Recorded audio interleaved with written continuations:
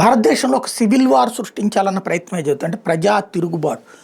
వామపక్షాలు ఎవరైతే అడవుల్లో వదిలేసి ఊర్లలోకి వచ్చేసి అర్బన్ నక్సల్స్గా మారిన వాళ్ళు వామపక్ష భావజాలికులు, తర్వాతన యాంటీ హిందుత్వ నాస్తిక హేతువాద వీళ్ళందరూ కలిపి ఇప్పుడు ప్రస్తుతం మీడియా, సోషల్ మీడియా, అంతర్జాతీయ మీడియాని అడ్డుపెట్టుకుని చేస్తున్నటువంటి ఒక విస్తృతమైనటువంటి ప్రచారాలు. దానికి తోడుగా ఇప్పుడు అమెరికా ఆంక్షల వల్ల దెబ్బతినేటటువంటి వ్యాపార సంస్థలు, పారిశ్రామిక సంస్థలు వాళ్ళని రెచ్చగొట్టేటటువంటిది. అట్లాగే రేపు మాపు సాఫ్ట్వేర్ ఇండస్ట్రీ మీద కూడా దెబ్బతీస్తాడు ట్రంప్.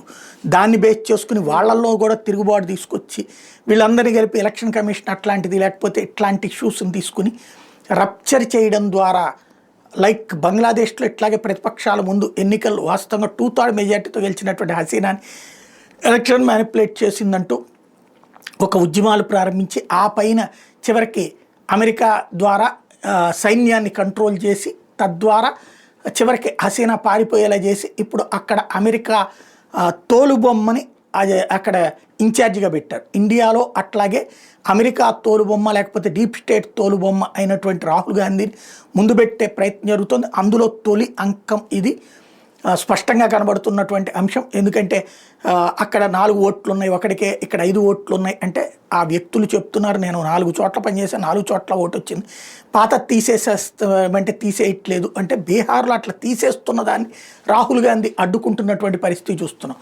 కాబట్టి ఇక్కడ ఓవరాల్గా ఇష్యూ సెటిల్ కావాలన్నది కాదు తన ఉద్దేశం, సివిల్ వార్ రావాలని, ప్రజా తిరుగుబాటు రావాలన్నటువంటిది. అప్పుడు నెక్స్ట్ ప్రభుత్వ ఎలక్షన్ ఎట్లాగ జరుగుతుంది, లేదా ఏ ఎమర్జెన్సీనో పెట్టి అలా నాయనమ్మలాగా దాన్ని బేస్ చేసుకుని ప్రజల్లో మోడీ మీద తిరుగుబాటు రావాలి, లేదా మోడీ దిగేలాగా చెయ్యాలి అన్నటువంటి ఒక ఎత్తుగడైతే నడుపుతున్నారు.